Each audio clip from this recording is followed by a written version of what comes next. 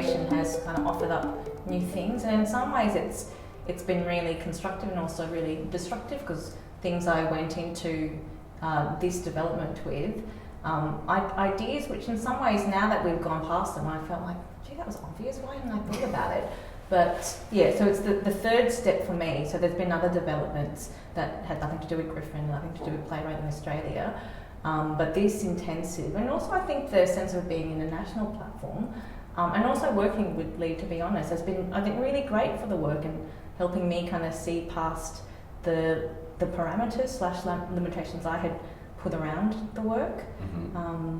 So I think it's at a really interesting stage, and I'm saying that too because I'm quite surprised by where it's gone to, yes. in a like, tired way, but in an excited way as well. When you say surprised, do you mean surprised at the sort of level that the work's got to, or surprised at the shape or form of the work, or a bit of both, and also the kind of digging, the kind of excavation into yourself and your own questions. Like you kind of throw something up against the wall, and you were standing there back going, what does this mean? And I'm like, I don't really know, it's going to come from in here, and I feel like I should be the keeper of the answers, but what was splattered against the wall is in some ways organic, intuitive. So yeah, it's been really good to, in a sense, make sense of what I've birthed in previous developments, but also step a bit further back and go, actually, let's just focus on this bit, like lovely big canvas, but yeah, let's get some clarity around this type of stuff.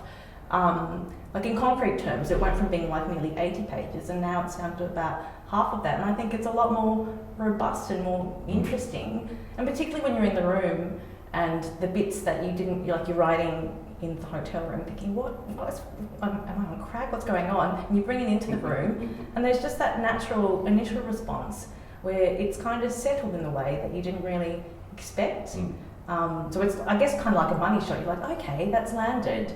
And you don't get that until you're in a room and you're hearing it outside of your own kind of crazy cage of a head. Yeah. So can you just tell us where did the piece begin?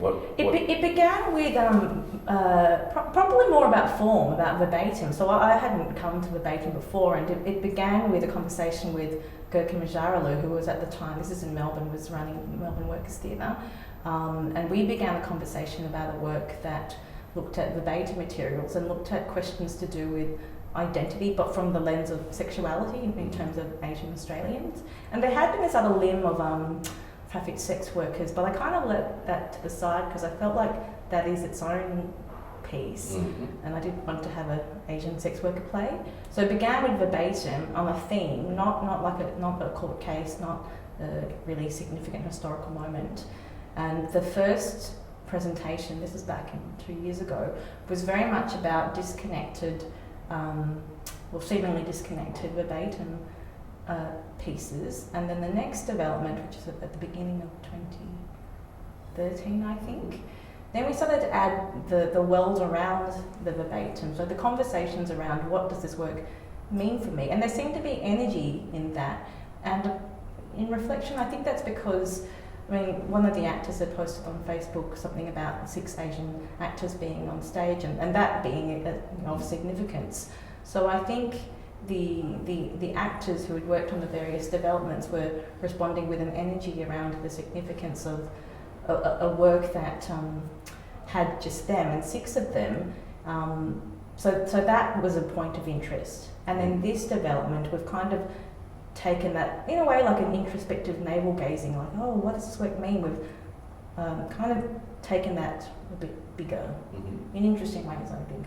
I found it in interesting or rewarding ways. And so, Lee, when did you get involved, and how does it all that sync together? I met Michele during Story Lab, which is a project that Griffin runs at the end of each year to incite bigger storytelling in different writers that we're interested in, and I was aware of this of the work she'd been doing with GoCam, and then there was a possibility of a commission that was put together by a number of playwrights, Australian playwrights, who got together and wanted to commission a first work with a company who was interested in that work. So you can never guarantee a production, but they wanted that to be, they came to me and they said, we'd like to do this, and because we do produce first works a lot, they said, okay, are you interested? And I was like, yes, definitely. And so this group of about 12 writers sent me lists of writers they were interested in, young writers they were interested in, which was a great consultation process, because obviously they know writers that I don't necessarily know because they're from around the country. And Michele was one of the people on there, and there were samples of everybody's work. And I was reading through, and there was some of this work, and I was like, you know what, that one I'm really interested in commissioning. And so Griffin put in half the commission money, and this group of writers did, and it was organised through Playwriting Australia. So they managed that process, and so then Michele started turning her, and the premise of the commission was to shift the verbatim work into fictional work. So Michele negotiated with the original practitioners to release the stories into a fictional world, and they gave permission for that to happen. And so so she then began the process of what does that mean, to keep some verbatim sections and to let the story become fictional. And then we had a reading which involved a group of actors that were not in the original group, but they knew most of them because the community of Asian Australian actors is pretty small. They're like, all right, who am I playing? Oh, okay. So that was actually quite, there was another layer of feedback that came back from that. Yes.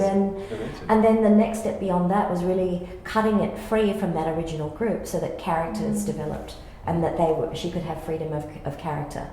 So there are bits of story based on original people and stories, but now it's so embedded that no one that wasn't in the original room would know. So that's an interesting layer. And essentially it's an exploration of where to take verbatim. What can you do with it as a creative artist? So it's actually been a great couple of weeks working with again another group of actors, and letting those characters form, and then Michele took a couple of provocations from the first day of reading and just went leaping off into a distant future with it, which is actually really exciting. So the second day was really incredibly surprising, because I'm getting to know Michele as a writer, how she writes and what her process is. And for me, it's very much a question in a workshop situation of following the writer, where they want to go. Ask a couple of questions, see what happens. And what's happened is that every day there's been what I would call a completely new iteration of the same ideas, built on what she's seen and heard, and then expanding it even further, asking other questions, and genuinely asking those questions, seeing if it works, and then she goes away and answers it herself. So we've been really following a path that she wants to follow with it, and asking questions of that path. Just one final question to ask you is whether, picking up on Lee, what you were saying about it starting life as verbatim, and it feels like sort of slowly shifting shape into not verbatim.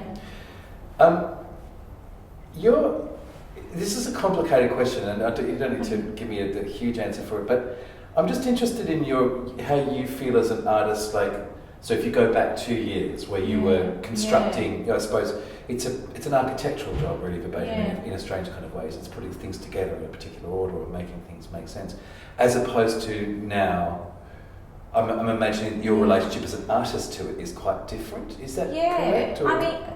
I mean, I would prefer to have other. I think my process would prefer to have a sense of the structure and the story more plotted out, whereas this process has been about finding that along the way. So this is not the process I would always want to take with a work where you kind of get into a room 3 times and everyone's kind of like, come on, Michele, find the structure. Like, I would prefer generally to have a concept that's got a bit more of a skeleton around it. But the relationship to it, I think the fact that it is a long journey, I just accept that some works are going to take a lot longer. And if I was working with the attitude of, oh, Michele, why didn't you get it perfect in the first development? I think that would be a really defeating attitude that I am learning in this work. And if it does get to a stage of being produced, it would be the first work for me that's been professionally produced. I've had other work that's been, like, I've made it, it's been in festivals, but I think exposing this work has allowed me to be exposed to very professional and senior artists interrogating the work, and that's been, I mean, so rewarding. It's been like going to school in some ways, like learning more about my own process. It's been interesting, just there's been positive responses to something in this work from different members of the theatre community that's been very encouraging. Great. Thanks very much, and look forward to seeing the reading today. Yeah, me too.